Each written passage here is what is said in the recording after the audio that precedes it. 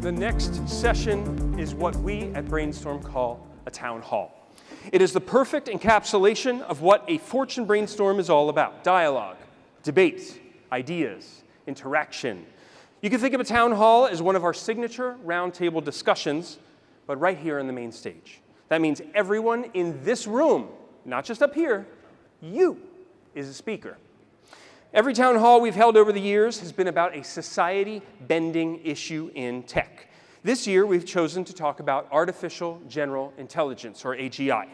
AGI is provocative, the potential of machine to outduel man, existential.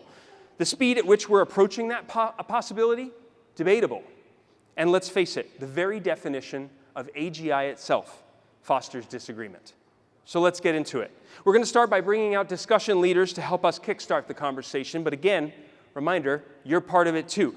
So if you'd like to participate, please raise your hand to signal to our mic runners that you need one and you'd like to comment. And I encourage you to do it from the jump. We're not waiting until the end for audience questions. This is throughout the session.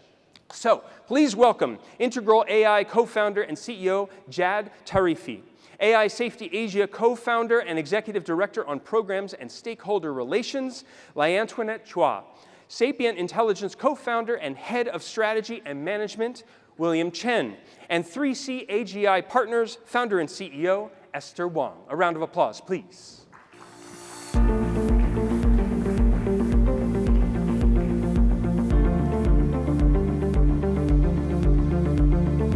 Hi, folks. Grab a seat, get comfortable. Things are going to get a little spicy. Okay, AGI. You heard of this? No, I'm just kidding. What I want to know, I said it in my opening remarks, and I will start there.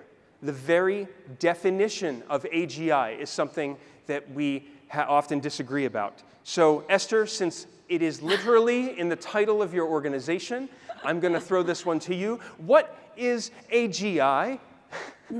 I think it means different things for different people. Yes, that's why I asked. So for me personally, I feel like AGI is when the machine has reached the level of intelligence that it can actually self-procreate and self-better itself, and then it can actually do a lot of things automated that is better than human level, the technology that we currently have. So that to me is AGI.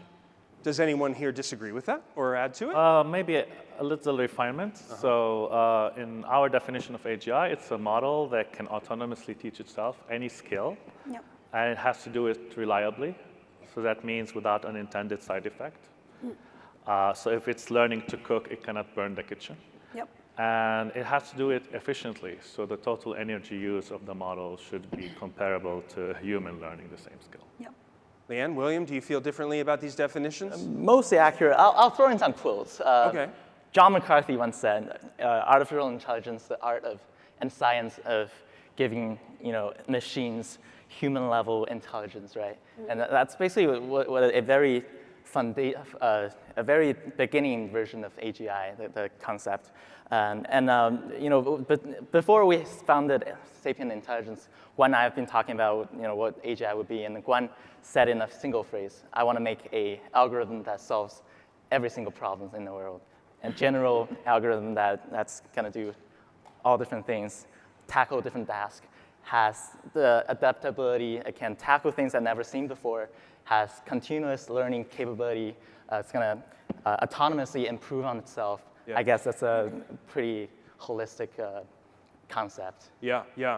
Leanne, do you feel good about what you've heard? Well, I'm going to start by saying that there's no scientific consensus on the definition of artificial general intelligence. Oh, you're going there. Yes. Okay. And artificial intelligence is pretty much a catch-all surface word, that mean different things as well. Right. And we also have to consider that there is an ill definition for intelligence itself.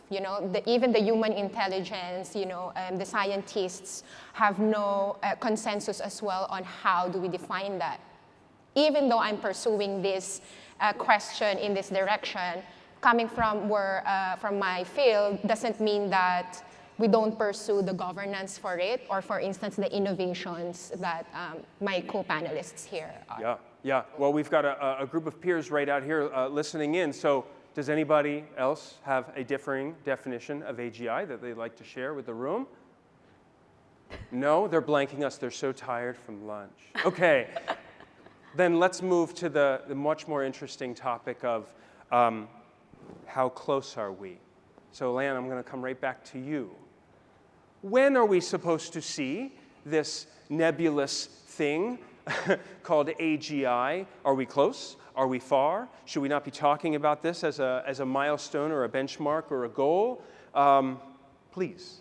So I will approach this in two perspectives, right? In terms of are we there and how near we are, I would leave it to the scientists in terms of what would be the relevant properties and propensities for us to say that we are near or we are already there. Mm-hmm. On the other side, in the governance aspects, and honestly, this is a paradigm that I've been pushing for coming from Asia and starting with Southeast Asia, is that maybe definition is not the way to go, maybe spectrum.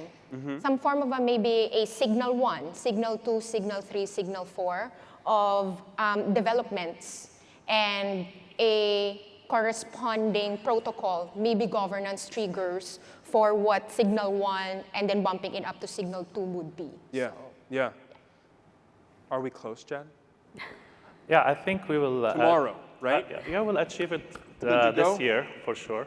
Oh, yeah. Well, this year. Yes, but AGI this year. Yes, but it will not be using language models because there are some technical problems there with continual learning, which is very important. Right. There's also some issue with having efficient embodiment. Yeah. So there are new classes of architectures that we could talk about that actually bridge those gaps, and we think that this is the year where it's all going to work out. I'm seeing nodding heads. Do you agree? Yes? No? With what he's saying? Yeah. You do. Actually, to back up on that, Yes. we're yay close to AGI. But if you were to look at what we got to conquer to get to AGI, there's a few important scientific problems that we need to get over before we actually say, okay, we can claim we're hitting there. Yeah. Continual learning, adaptability. There are studies out there, the Bayesian online learning techniques, but it's only worked for some of the smaller models. If we can actually have it work on larger models, well, that's going to take us a huge step forward, like what Jad is going to take us. And right now, what Sapien's doing, we're doing another pathway. We're doing the brain-inspired architecture, and hopefully we can take some answers out from the brain itself after billions of years of evolution. That's what the nature provided with us. So hopefully, when we tackle all those scientific problems, what's basically limiting all the large language models are facing right now, the chain of thoughts and then all the probability models, they can't really reach, I'm not going to say it too extreme, but too extreme. They're having this is the town hall. Right, I guess. They're having problems hitting things that's outside the probability realm. And that's why we're seeking new architectures to push the boundaries forward and to make AI actually think like humans, not just probability models. And that's probably one of the bigger steps forward towards AGI. Right, and also to build on William's point, right, I do believe that because AGI means different things to different people, but there's a consensus, at least from the last 2 days in the conference, I listened to some of the previous conversation. I mean, AI is definitely coming upon us, for sure. However, there is really a lack of proper infrastructure that dealing with the AI that's about to fall upon us. Now, what do I mean by that, right? So NVIDIA's share price went up 30 times in 5 years because NVIDIA's GPU happened to be the right tool to train for AI model training, right? But think about it, right? That was during AI 1.0, so AI 2.0 is upon us. The world takes 3% of all the global electricity is for AI data center. So at the rate that AI is progressing, the world will run out of power before we reach AGI. So I think it's extremely essential that we actually build a proper foundation to build a next-gen well, the current gen AI 2.0 AI factory properly for us to achieve that AGI, and this is what we're focusing on. So how do you build a proper model that is a lot more energy efficient, water efficient, resources efficient, so the AI itself become more sustainable to lay the ground for AGI? Yeah, temp check. How many people in this room think we will see AGI as a milestone this year, this calendar year? Raise your hand. Not? We have one. One person agrees with you, folks. Okay, how about in the next 5 years? Raise your hand. Okay. 10? The more interesting one. Ready? Never. Wow. Ah, okay. My people. Okay, what do you say to that, Leanne? The never crowd. At least I can derive it from the perspective of cooperative AI and the study of multi-agent systems. I think there are researches that would lead us to there. Putting out the architectures, maybe just looking at it in terms of training the models and then seeing the capabilities of these tools. So maybe the never would be in the aspects of the physical infrastructure requisites, but then again, if we look at the motivations of the key stakeholders driving the race to AGI, because there is a race. Yeah. So I've heard. Yeah. Let me jump in here. So your organization has the word safety in its title. Let's talk about the infrastructure of this all. And I don't mean what Esther's talking about, sorry. I mean the guardrails, ethical, values. We've talked about some of these things on this stage earlier today. What do we need? If many of us are to be believed that AGI will come in a year, this year, in 5 years, what do we need to put in place, if anything? Feel free to say, we're good, to actually responsibly pursue this, control it, scale it, use it to benefit humanity. Right back to you. Well, definitely I'm not taking the side that we don't need anything. And maybe to make it more visceral for the audience, when the world hit, where we're hit by COVID-19, did our social welfare institutions hold up? No. And so I'm coming from there in terms of what do we need. And I have 2 words for it: effective institutions. Now, we in our organizations looking in terms of what would be the ratio and proportion of what effective institutions would look like in 2 buckets. Making the current institutions more effective. Where are they suboptimal right now? Yes. Or do we need new institutions? Because we have problems that we've never seen before, and maybe a form of intelligence or a mind we haven't encountered ever. Jad, do you think if AGI is so very imminent that we need to take additional, just special steps to accommodate that capability? Well, first, I don't think AGI is very imminent. I know AGI is very imminent. And you should wait a few months. Forgive me for describing second, your I wrote a book about how to prepare society for this. Oh, you did? Yeah, well, please. Last year. And allow us. There's a systemic framework there. One is about understanding what the objective or the meta objective for the AGI should be. And second is how to prepare the economy for the post-AGI economy. And give us the flyover. How should we prepare our economy if it is so very imminent? Because if so, we probably needed to get started some time ago. Yes, so we are actually pursuing an effort, a grassroots effort to start this. Yes. But it's a new economy where I think the basic stuff like employment is not going to be the driving factor behind monetary distribution. You need a new type of monetary distribution. Basic income is not going to work. And you're going to need a way to pay for that. So we call it the alignment economy. So it's actually using AGI to price different actions in the economy. So AGI is going to put us out of work. You're convinced? Yeah, and I think it's a great thing. Yeah. So I'm looking forward for that. So you can actually pursue your passion. The cocktails, you're pouring the cocktails already, you're ready for your beach vacation, can't wait to give up the job. Yeah, I'm going to the cocktails right now. Okay. Oh, he's going right now. Okay, well, I'll see you later then. Okay, so does anybody agree or disagree with this, that we, that we're in this, that it's going to take our jobs and we're totally cool with this? Does anybody disagree? Yes, I see a hand back here. Just wait for that mic runner. Your name and who you're with, and of course, your opinion. Check, check. Hello, hello. Chris Pico. I'm at an AI talent firm here in Singapore. Oh, perfect.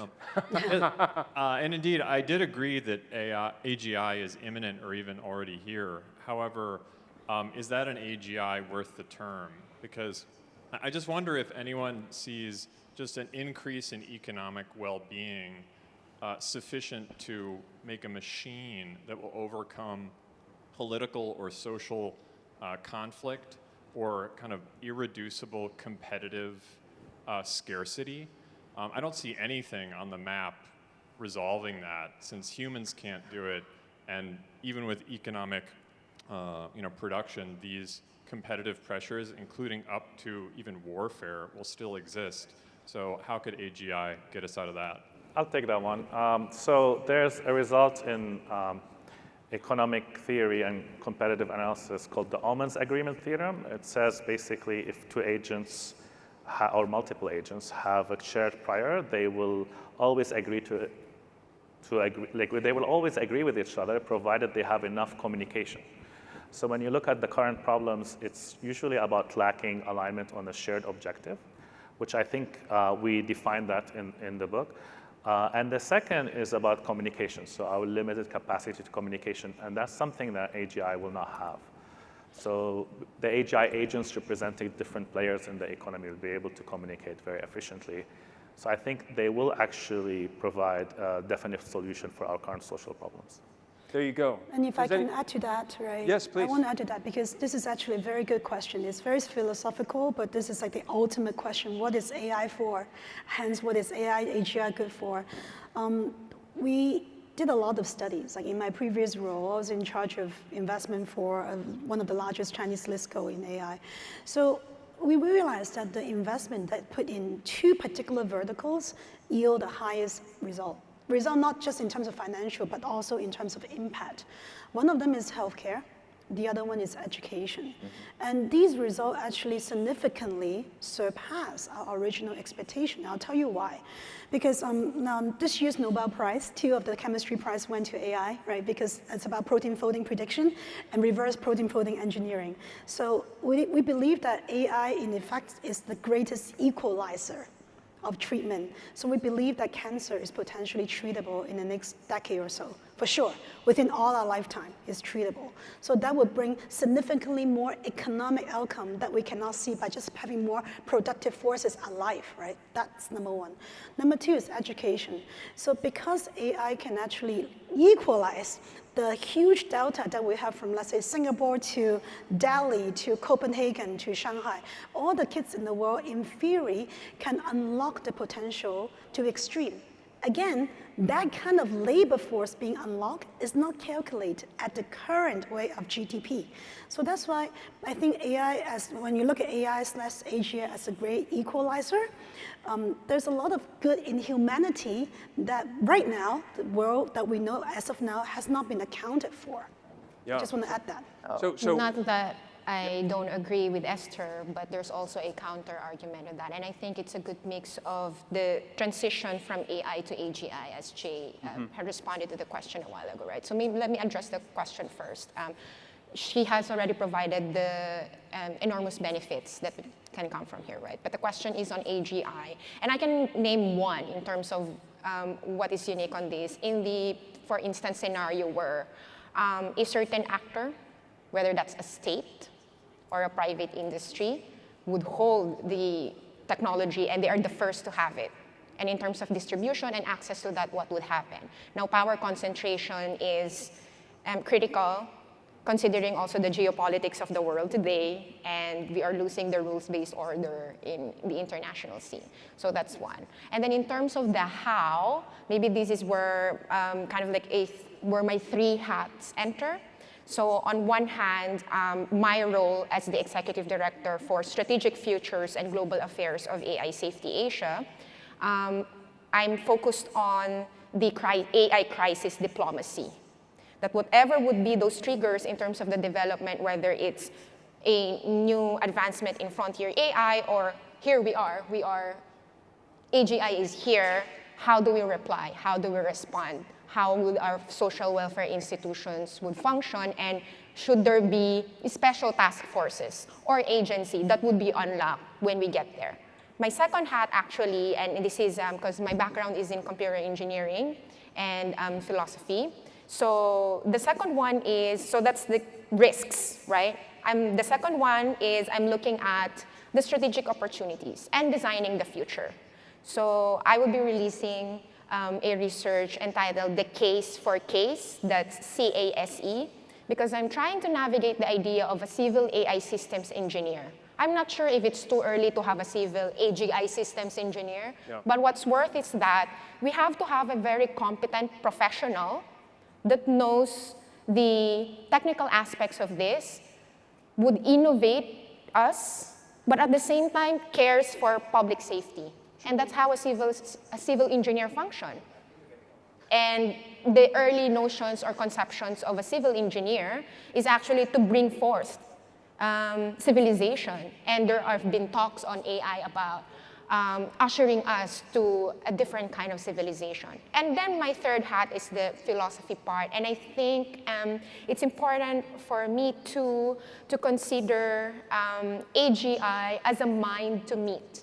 I've been in tables where AI is seen as a resource to manage, a risk to mitigate, a race to win, but never as a mind to meet. And I think that's also worth pursuing. Yeah.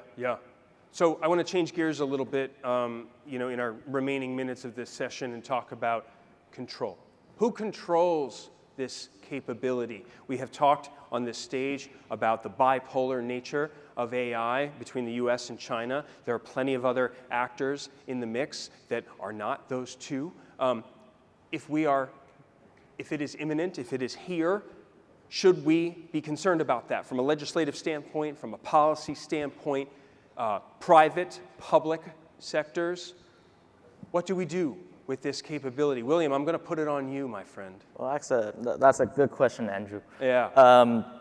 I think at this point, different nations, different regions, different sectors, and under different laws or their beliefs, they have different expectations of AI. For example, and I'm not going to name anything, but some nations, some sectors, they might expect AGI to be more on the ground, doing things that's actually bringing, empowering traditional industries to do more AI things. They want AGI to be generating revenues. That's what they are expecting AGI to be bringing them to be about. And in other places, they might be pushing the upper boundaries of AI civilization. You're solving all those harder IMO problems. So there are different expectations of how AGI is going to impact different regions or different countries. And then to get back to the point, I think the general control is you mix and mash both. The actual AGI should be bringing you both more advanced AI frontiers and then doing, generating revenues, making life easier on the ground. I think that's how we are going to approach this way. I'm going to go right back out to the audience again for this one.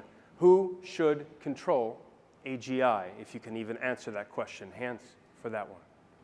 No one wants to take it.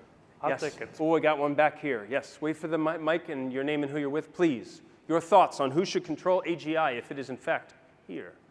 Hi, so I'm Valerie from the Singapore AI Safety Hub, and we've been thinking about kind of AI safety community building. I think the thing that we should consider is that for who is controlling AGI, I think it's more of, are we even able to control AGI? Because AGI is a kind of intelligence that is far more superior than any human out there, far more superior than, it's already increasing in capabilities. So imagine a kind of new thinking machine that has capabilities that far exceed us, are we necessarily able to control something that's far superior to us in capabilities? I think that's an uncertain question, and I think we should also consider Geoffrey Hinton, who won the Nobel Prize for Physics in his work for artificial neural networks. He himself has voiced the concern that when we create such artificial intelligence that is superior to us, there may not be an ability to control it. So I think it's not about who can control it, because I kind of doubt that we can, and that's why I do think that we need to have some safeguards about it. Yeah, let's do one more. Yes, right there. There's a hand right behind. One more. Bring us home. No pressure. Hi, my name is Wei Yang. I'm from the Singapore Management University. I mean, I'm seeing that this idea that if we start thinking about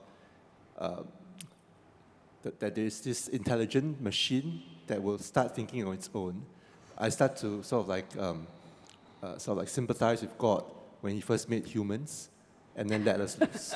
But I feel that maybe that's the philosophical frame we must start thinking about this issue, and then thinking, but how have we progressed as humanity, and how should we think about AI in the AGI form when it actually does exist? And would multiple AGIs actually be part of a reality? And how should we then think about governance in the world in that setting? Yeah. Those are very, very compelling ideas. Right. I just want to say, and we're gonna end it right there, because I just want to say it's almost inevitable that we were going to end at a philosophical point when we were talking about AGI, and indeed we didn't even say the other word, superintelligence, right? In looking at this topic. But I want to thank you for indulging me today. I want to thank you, the room, for indulging me as well. This was a wonderful exploration, and we obviously could have gone for twice as long, but we'll leave it there. Thank you very much.